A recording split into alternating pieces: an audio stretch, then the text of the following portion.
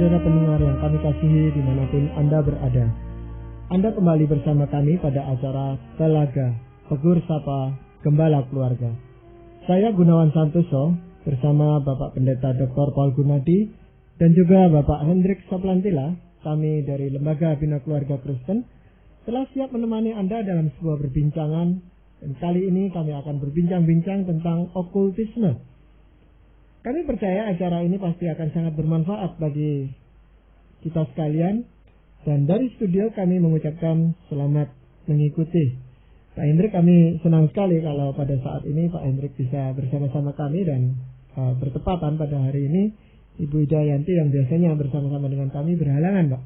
Jadi saya rasa memang ini waktu yang tepat untuk kita memperbincangkan, karena kami tahu Pak Hendrik juga banyak pengalaman maupun pengetahuan tentang okultisme.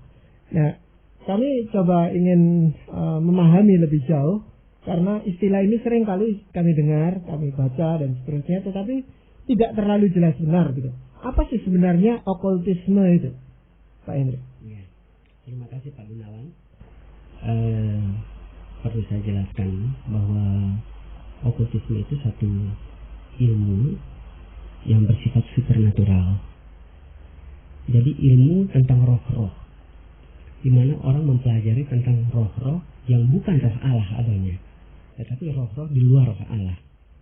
Jadi mereka mempelajari untuk mendapatkan kekuatan daripadanya, dan juga karena mereka rindu ingin mengetahui masa depan mereka atau masa depan dari orang lain, demikian.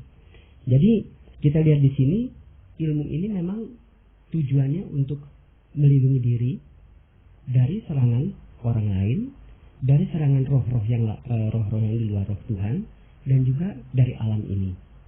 Nah, ini mengapa saya katakan demikian? Karena seringkali orang kalau tidak senang terhadap seseorang dan dia mau melakukan tindakan-tindakan yang tidak diketahui oleh orang itu, dia menggunakan okultisme untuk menyerang. Itu. Ya. Tadi Pak Hendrik katakan ini adalah suatu ilmu yang mempelajari tentang roh-roh yang bukan roh Allah gitu. Yeah. Nah, sebenarnya berapa macam roh yang bisa kita kenal itu di dalam dunia roh gitu. Ini yang malaikat itu juga roh gitu Pak ya. Yang kami ingin coba mungkin Pak Hendrik bisa jelaskan. Iya. Memang kita tahu Allah itu roh adanya. Tapi Allah itu roh yang kudus adanya. Ya, roh yang kudus. Nah, sedangkan di luar Allah ada roh-roh lain. Memang para malaikat juga roh, tetapi itu dalam satu pihak. Kita harus membedakan roh terang dan roh gelap. Jadi roh Allah di pihak yang roh terang. Nah, sedangkan roh setan, roh iblis itu di pihak roh gelap. Gitu. Berarti ada dua kekuatan yang besar gitu Pak di dalam hal ini. Ada kekuatan dari Allah dan kekuatan dari iblis, itu yang mau tadi dikatakan begitu? Iya, betul, ada dua kekuatan, tetapi kita harus menyadari bahwa kekuatan yang satu, kekuatan yang gelap ini, itu sudah kalah, jelas sudah kalah. Jadi kita tidak bisa mengatakan bahwa ada kekuatan yang sama kuatnya dengan kuasa Allah, tidak bisa. Karena kuasa yang satu sudah kalah. Ya. Nah, okultisme itu sendiri, Pak, kalau dikatakan seperti tadi, itu kan tentunya sudah suatu ilmu gitu yang sudah tua sekali, mungkin setua umur manusia, Pak. Betul. Iya, benar. Iya. Memang karena iblis sudah ada sebelum manusia diciptakan. Ya. Jadi ini memang sengaja diajarkan atau dipublikasikan gitu Pak ya oleh kuasa-kuasa kegelapan supaya pengikutnya bertambah gitu Pak. Ya, saya pikir demikian Pak Gunawan. Karena seperti contoh kalau kita lihat di dalam orang mencari kekuatan-kekuatan, mereka pergi bertapa, mereka kemudian pergi untuk belajar ilmu kanuragan atau apa. Nah, itu semuanya. Ya, mau tidak mau mereka belajar. Dan ada tingkatan-tingkatan tertentu di mana mereka itu mendapatkan itu. Apakah itu tidak bisa kita dapatkan dari Allah, dari roh Allah gitu Pak? Saya pikir kuasa Roh Kudus itu lain ya. Tujuannya itu karena hanya Allah yang maha tahu dan manusia tidak maha tahu. Ya. Memang ada karunia-karunia yang Allah berikan, Tetapi karunia-karunia itu juga terbatas supaya manusia tidak terikat kepada pemberian itu, tapi terikat kepada yang memberi. Betul. Gitu. Sedang kalau okultisme biasanya orang terikat pada yang Iya, pemberinya. iya, memang kepada si setannya itu. Iya. Sehingga dia secara langsung atau tidak menjadi ya budaknya gitu Pak. Iya, betul. Yang bisa peralat. Gitu. Iya. Nah, tetapi mengapa okultisme itu bisa tumbuh dengan begitu suburnya, dengan begitu cepatnya gitu loh Pak? Memang benar Pak Gunawan. Saya melihat bahwa ada hal yang sangat menarik yang ditawarkan oleh kuasa kegelapan, yaitu dengan kita memiliki itu kita bisa tahu masa depan. Dengan memiliki itu kita memiliki suatu kekuatan yang luar biasa, kesaktian atau kemampuan-kemampuan yang supra gitu. Nah, ngomong-ngomong Pak Hendrik, ini kalau Pak Hendrik berbicara tentang okultisme, itu sebenarnya ada suatu keinginan tahu dari saya, itu apakah Pak Hendrik ini mempelajari gitu aja ilmu ini atau memang pernah terlibat langsung Pak? Ya, pernah terlibat langsung Pak Gunawan. Karena masalahnya begini, saya dulu saya sebagai seorang dari Maluku, saya memiliki sesuatu dari tante saya. Jadi mama saya sendiri tidak, tapi saya menerima dari tante saya. Kemudian juga saya menerima dari om saya, dari opa saya. Gitu. Saya menerima semua itu. Dan itu saya gunakan untuk berkelahi, ya, dan untuk menjaga diri, itu saja. Yang diterima itu dalam bentuk apa Pak? Ya, dalam bentuk mantra. Ada juga dalam bentuk yang benda, gitu ya? Benda yang diikat, yang dibungkus dengan kain merah atau apa. Yang harus dibawa terus. Yang harus dibawa, iya. Iya. Nah, setelah Pak Hendrik menerima itu, ya, perubahan apa yang terjadi di dalam diri Pak Hendrik itu? Wah, rasanya berani. Mau gitu jalan kemana-mana tuh, rasanya nggak takut. Jadi percaya diri. Iya, gitu, percaya diri gitu. Jadi rasanya itu, wah, nggak ada orang yang berani lawan saya. Pokoknya saya jalan tenang-tenang saja. Di dalam gelap atau dalam kondisi apa saja saya nggak takut. Kita sekarang hidup di dalam alam rasional ya, Pak Hendrik. Iya. Sehingga kebanyakan kita kurang begitu peka dengan suatu fakta bahwa sebetulnya dunia kita ini bukan saja dunia fisik yang dapat kita observasi dan kita telaah, tapi ada juga dunia spiritual, ada di dunia roh. Dan dalam dunia roh ini ya ada dua roh yang kita kenal, ya, yaitu roh Tuhan dan roh iblis, ya, roh setan. Alkitab memang menjelaskan ya Pak Gunawan, asal usulnya iblis dengan jelas sekali. Kalau saya boleh bacakan di Yehezkiel pasal 28, mulai dari ayat 13. Gambar dari kesempurnaan engkau, penuh hikmat dan maha indah. Engkau di Taman Eden, yaitu Taman Allah, penuh segala batu permata yang berharga. Tempat tatahannya dibuat dari emas dan disediakan pada hari penciptaanmu. Kuberikan tempatmu dekat kerub yang berjaga. Di gunung kudus Allah engkau berada, dan berjalan-jalan di tengah batu-batu yang bercahaya-cahaya. Engkau tak bercela di dalam tingkah lakumu sejak hari penciptaanmu, sampai terdapat kecurangan padamu.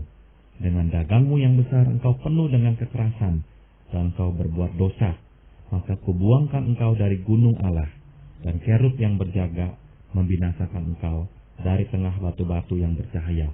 Engkau sombong karena kecantikanmu, hikmatmu kau musnahkan demi semarakmu. Ke bumi kau kulempar, kepada raja-raja engkau kuserahkan menjadi tontonan bagi matanya. Jadi dari firman Tuhan kita belajar bahwa iblis adalah salah satu malaikat Tuhan yang memang menempati posisi yang khusus, ya, dan dia adalah lambang keindahan dan kecantikan. Tapi karena dia berbuat curang, yang dijelaskan juga dalam firman Tuhan bahwa iblis itu ingin menjadi Allah, maka Tuhan melempar dia ke bumi. Jadi memang salah satu ciri iblis yaitu memberikan yang indah, yang mewah, yang bagus, yang wah kepada manusia, agar manusia bisa terpikat kepadanya. Dan iblis akan berusaha keras mengelabui manusia bahwa dialah sebetulnya Allah. Jadi waktu manusia menyembah kepadanya, manusia tidak menyadari bahwa mereka sebetulnya sedang menyembah kepada iblis. Karena iblis memang bisa menipu atau memperdayakan manusia. Mungkin itu yang Pak Hendrik juga temukan ya, bahwa akhirnya cukup banyak orang yang bisa terpikat karena apa yang ditawarkan oleh iblis itu. Atau kasus yang kedua adalah orang-orang yang tertipu ya Pak Hendrik, betul. mengira bahwa ini adalah dari Allah, padahalnya bukan dari Allah. Ya. Seperti di dalam Korintus, surat Rasul Paulus dikatakan bahwa tidak heran iblis dapat datang seperti malaikat yang suci. Malaikat terang ya. Malaikat terang. Betul. Itu. Jadi tidaklah salah atau tidaklah mengherankan kalau pengikut-pengikutnya pun menunjukkan diri seperti orang-orang suci. Betul. Nah, memang dalam satu pihak Rasul Petrus mengatakan iblis mengaum-ngaum seperti singa yang mengaum-ngaum. Tapi di pihak lain kita harus hati-hati bahwa iblis juga dapat datang seperti malaikat. Jadi betul. Dia datang dalam dua wajah di dalam hal ini saya lihat. Jadi kalau yang seperti singa yang mengaum-ngaum kita mengerti, cepat kita tahu. Tapi kalau seperti malaikat, nah ini kita harus betul-betul dekat dengan firman Allah untuk membandingkan apakah benar ini dari Allah atau dari si iblis. Itu. Tapi biasanya yang terpikat itu justru orang-orang yang katakan memang namanya terpikat atau tertipu tadi ya, tidak mengenal betul siapa yang menipu dia gitu loh Pak. Itu karena kurang keakraban dalam hubungan dengan Allah sendiri. Iya, memang mungkin belum akrab gitu ya Pak ya. Betul. Sehingga dia terpikat, namanya orang tertipu ya, karena kita tidak mengenal dengan penipunya. Kalau tahu penipunya ya pasti kita akan menghindar.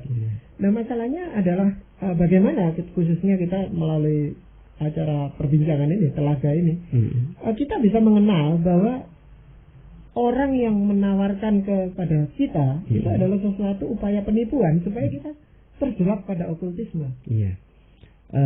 Yang saya lihat Pak Gunawan, bahwa biasanya semua yang bukan dari Allah itu biasanya menggunakan atau semua tindakan-tindakan bersifat rahasia, sepertinya misterius. Satu contoh, mereka tidak pernah mau menyebutkan atau mengucapkan mantra itu dengan jelas. Gitu. Mereka tidak mau. Jadi mereka itu hanya berbisik-bisik saja. Tidak mau mereka sebutkan dengan jelas bagaimana tidak mau. Dan unsur menarik apa yang biasanya mereka tawarkan, Pak? Dari iblis maksud saya. Kalau iblis menawarkan memang dua hal itu Pak Gunawan. Yaitu pertama, untuk kita itu menjadi kuat, ya, kita menjadi hebat, kita menjadi super, kita mampu melakukan hal-hal yang tidak mampu dilakukan manusia biasa. Kedua, kita juga bisa mengerti atau tahu masa depan kita, masa depan orang lain juga. Misalnya satu contoh, kita ambil saja horoskop, walaupun itu penipuan. Ini satu contoh saja. Ya itu banyak orang yang tahu sebenarnya itu penipuan atau ya rekayasa atau apapun juga karya manusia. Tetapi kenapa justru orang tertarik Pak dengan hal-hal yang seperti itu? Ya karena manusia ingin tahu Pak. Memang sudah ada di dasar hatinya itu supaya dia itu tahu masa depannya bagaimana, supaya dengan begitu mereka merasa aman pada waktu jalan ke depan atau jalan menatap masa depan mereka. Gitu. Nah biasanya orang yang terlibat di dalam okultisme Pak ya, dia kan dirinya itu menjadi semacam perantara saja antara iblis dengan dunia nyata ini gitu. Apa yang dia katakan itu bukan suaranya sendiri, apa yang dia lakukan juga bukan kehendaknya sendiri. Nah itu bagaimana kita mengenalinya bahwa ini memang dari iblis dan bukan pura-pura dan sebagainya gitu. Iya. Nah, seperti tadi saya sudah ungkapkan, kalau dia datang sebagai singa yang mengaum-ngaum, mudah kita mengerti, mudah kita tahu. Tapi kalau dia datang seperti malaikat, mau tidak mau kita juga harus mengerti kebenaran firman Allah supaya kita bisa memahami bahwa ini bukan dari Allah. Ini satu contoh dengan ajaran-ajaran yang salah saja di dalam agama Kristen, yang tidak sesuai. Itu kalau kita tidak mengerti firman Allah atau tidak mengerti Alkitab, kita akan tertipu. Ini sama halnya. Saya rasa memang seringkali diperhadapkan pada kita itu ada yang asli dan ada yang palsu. Iya, gitu, betul, ya. betul. Dan yang palsu itu biasanya lebih menarik dan seterusnya gitu ya. Oke. Tapi Pak, di samping orang-orang yang memang belajar tentang okultisme, kan kita melihat kenyataan itu ada orang-orang yang dirasuk oleh setan. Iya. Alkitab pun banyak seringkali bicara tentang itu. Sebenarnya bagaimana kita bisa mengenalinya hal ini, Pak? Bahwa orang itu sedang dirasuk setan. Iya. Menurut pengalaman di dalam pelayanan yang saya lakukan, biasa orang yang dirasuk setan itu dia tidak bisa berpikir secara cerah. Dia tidak bisa berpikir. Dipanggil juga tidak bisa mendengar. Tidak bisa mendengar. Pernah waktu saya melayani seseorang, saya berkata demikian, dalam nama Yesus, misalnya dia namanya Abdul atau apa, "Hai Abdul, dalam nama Yesus saya panggil namamu."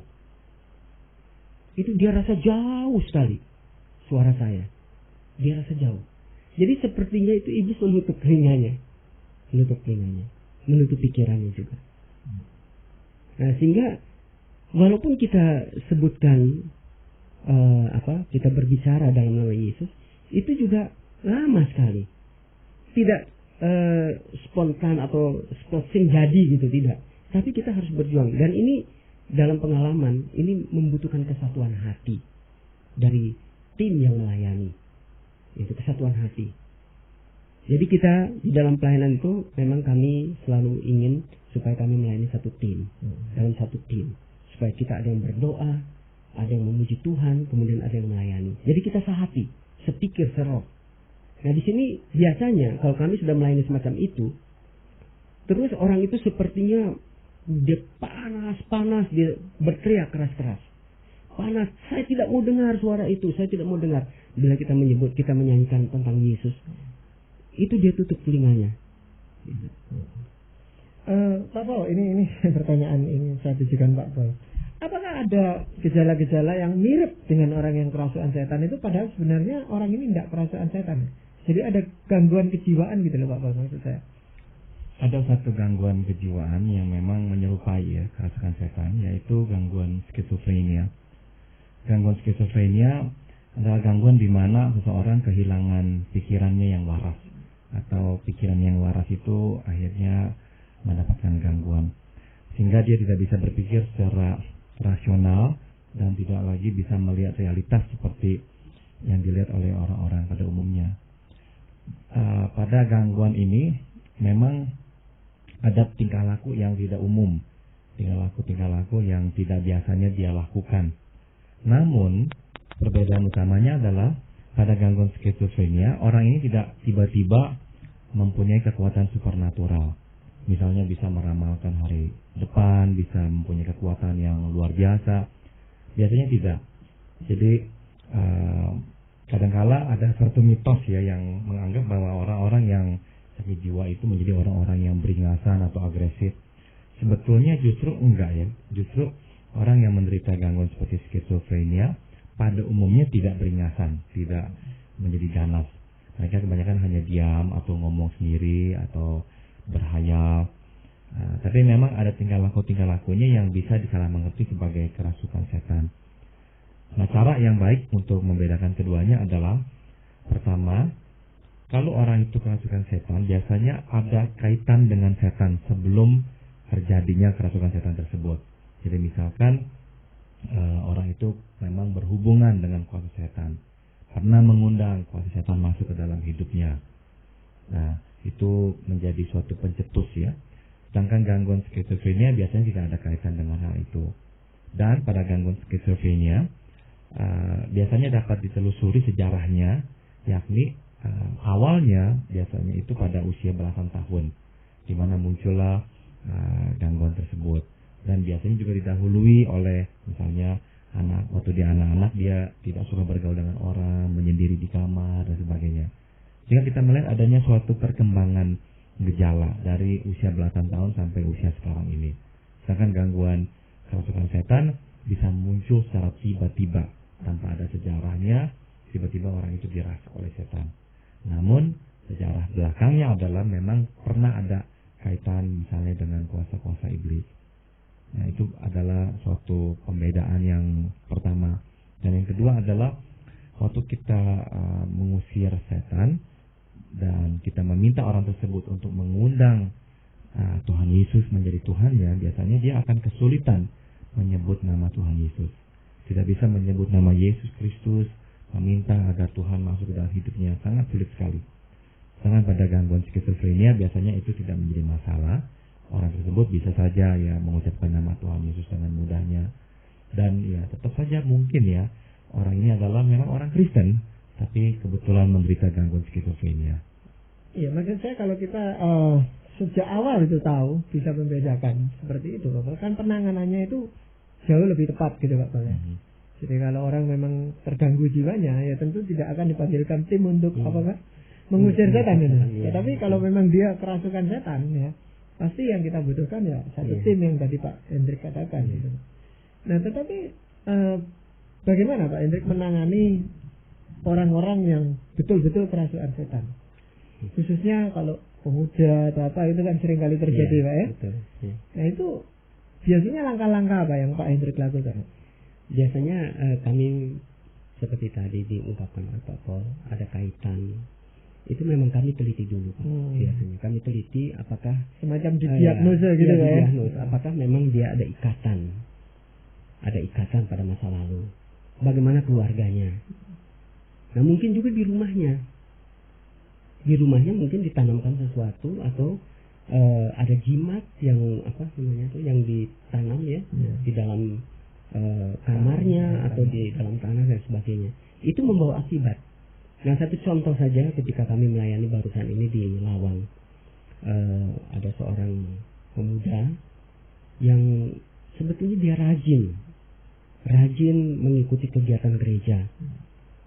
Tetapi entah bagaimana kok tiba-tiba dia itu seperti perut sakit ya, sakit perutnya, lalu dia sudah langsung down, dikuasai oleh kuasa ini, diajak bicara tidak mau, disuruh makan tidak mau, kondisinya tegang. Ya, waktu diangkat untuk misalnya dia mau ke kamar mandi atau apa itu kakinya nggak mau berjalan, kakinya ya seperti nggak ada ininya lagi, nggak ada sarafnya tidak mempengaruhi dia. Nah, sehingga anak ini kemudian kami layani karena ibu pendeta di sana bilang, Pak, kami tidak mampu lagi nih, tolong Pak, bagaimana? Saya bilang nanti saya mau lihat dulu. Jadi begitu saya datang saya lihat, wah ini saya bilang saya perlu memanggil tim kami. Nah, sebab di dalam tim kami itu ada seorang yang Tuhan berikan karunia nubuatan, gitu. Dan ini memang dia pelihara. Dan memang kami pelihara di dalam ini kita selalu berdoa bersama dengan dia dan sebagainya. Sehingga kalau dia melihat, dia meminta pada Tuhan supaya Tuhan menunjukkan, itu langsung, oh ini orang ini begini. Gitu. Jadi seperti tadi Pak, kalau saya sendiri, saya langsung memang seperti yang saya layani di sekolah, itu kami terus tahu karena dia tiba-tiba berteriak menantang kami. Gitu. Saya ini misalnya singo sapa gitu. Nah, dia katakan, saya ini beraja musti gitu. Saya tidak senang dengan kamu. Kamu harus keluar dari tempat ini begitu. Nah, jadi saya melihat, oh ini bukan dari Tuhan. Gitu. Dan juga bukan dari diri orang itu bukan sendiri. Dari diri orang itu sendiri karena dia lakukan dalam keadaan mata tertutup. Dia bukan dalam keadaan mata tertutup. Menurut Pak Hendrik itu apakah memang setiap orang Kristen gitu ya, itu punya kemampuan untuk katakan mengusir setan di dalam diri seseorang, ataukah memang orang-orang tertentu yang mendapat karunia untuk itu, Pak? Kalau menurut saya, Pak, untuk hari ini semua orang Kristen sebetulnya yang hidup dengan Tuhan mampu mengusir, bukan hanya orang-orang tertentu. Kalau menurut pendapat saya, mengapa saya katakan gitu? Karena saya melihat sendiri, dulu saya bukan apa-apa. Saya punya teman-teman juga bisa. Itu sebabnya di sekolah saya kembangkan ini. Saya ajak mereka untuk bersama-sama melayani agar mereka itu juga berani bertindak. Jadi itu kami kembangkan. Jadi setiap orang Kristen sebenarnya mampu, sebab dia sudah diberikan dibawa oleh Allah sendiri. Ya, saya rasa itu jelas di amanat agung itu ya, Pak. Yang Tuhan Yesus mengatakan bisa mengusir setan. Iya, betul. Tetapi kenapa tidak semua orang berani melakukan itu? Iya Pak, karena soalnya mereka takut itu aja. Mereka Atau tidak yakin gitu Pak, tidak bahwa yakin, dia mampu. ya. Tidak yakin dan juga mungkin belum mengerti. Itu mungkin belum mengerti. Kalau mereka sudah mengerti akan kebenaran firman Allah, mereka tahu kekuatan firman Allah sendiri, mereka pasti. Saya kira kita terlalu ditakut-takuti oleh film-film horor Pak Gunawan. Sehingga kita itu sudah membentuk suatu opini pandangan ya, bahwa setan itu sangat mengerikan. Betul. Ya, kita sangat takut sekali berhadapan dengannya. Dalam pengalaman saya sendiri mengusir setan, justru pengalaman aktual mengusir setan itu sebetulnya bukanlah suatu peristiwa yang mengerikan atau menakutkan. Sama sekali tidak. Sebab memang tadi Pak Hendrik sudah tegaskan juga adanya kelompok ya, tim yang saling berdoa, justru kami merasakan adanya suatu kekuatan ya dari Tuhan untuk bisa mengusir kuasa iblis ini. Saya akan bacakan bagian dari firman Tuhan 1 Yohanes pasal 4 ayat 2. Demikianlah kita mengenal roh Allah. Setiap roh yang mengaku bahwa Yesus Kristus telah datang sebagai manusia berasal dari Allah. Dan setiap roh yang tidak mengaku Yesus tidak berasal dari Allah. Dan di ayat keempat dikatakan, kamu berasal dari Allah anak-anakku. Dan kamu telah mengalahkan nabi-nabi palsu itu. Sebab roh yang ada di dalam kamu lebih besar daripada roh yang ada di dalam dunia. Jadi ada dua pelajaran yang bisa kita timba dari firman Tuhan ini. Yang pertama adalah kita mesti mawas diri untuk mengenali bahwa roh tidak semuanya berasal dari roh Allah. Jadi kita jangan sampai tertipu. Dan yang kedua adalah kita mesti mengingat bahwa roh Tuhan yang ada pada diri kita lebih berkuasa dari roh-roh lain ini atau dari roh iblis. Sehingga dengan kuasa Tuhan yang ada pada diri kita, kita memang bisa mengusir setan. Dan setan pun tidak berani untuk mengganggu kita. Karena pada diri kita sudah ada roh Allah. Nah itu saya kira penghiburan yang luar biasa menguatkan kita semua sebagai orang Kristen. Iya. Saya rasa memang itu sangat tepat, khususnya pada saat-saat seperti ini, di mana pengaruh okultisme itu luar biasa sekali, sehingga banyak orang-orang Kristen pun itu yang merasa khawatir dirinya dikuasai oleh kuasa kejahatan. Tapi sekali lagi mungkin Pak Soplantila, saya lebih Pak Hendrik ya, kita lebih condong untuk menganjurkan agar orang tidak coba-coba dengan kuasa-kuasa kegelapan itu Pak ya. Iya. Jadi rasa ingin tahu tidak perlu disalurkan dengan cara mencoba-coba gitu. Ya. Apakah memang ada banyak korban hanya karena dari coba-coba gitu Pak? Iya. Sebab iblis itu dia tidak akan membiarkan orang menggunakan jasanya secara gratis. Itu dia pasti menuntut bayarannya. Dan itu akan terus berlangsung. Dia akan kejar. Jadi prinsipnya jangan membuka pintu. Sedikit pun. Dia akan menyelinap masuk ya. Betul. Ya mungkin jelas sekali bahwa Alkitab mengatakan jangan beri kesempatan kepada iblis gitu ya, betul, untuk masuk dan menguasai kita. Masih ada satu sisi yang lain yang perlu kita bicarakan Mbak Hendrik tentang okultisme ini, khususnya di dalam pengaruhnya terhadap keluarga, kehidupan rumah tangga, karena ini Bina Lembaga Keluarga Kristen. Saya rasa kita akan bicarakan hal itu pada kesempatan yang akan datang. Namun demikianlah tadi para pendengar yang kami kasihi, kami telah hadirkan ke hadapan Anda sebuah perbincangan tentang okultisme bersama Bapak Hendrik Soplantila dan juga Bapak Dr. Paul Gunadi dalam acara Telaga Tegur Sapa Gembala Keluarga. Kalau Anda masih berminat untuk melanjutkan acara Tegur Sapa ini, kami persilakan Anda menghubungi kami lewat surat. Anda dapat alamatkan surat Anda ke Lembaga Bina Keluarga Kristen atau LBKK Jalan Cimanuk nomor 58 Malang.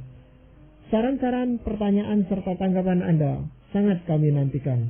Dan dari studio kami bertiga mengucapkan sampai jumpa pada acara Telaga yang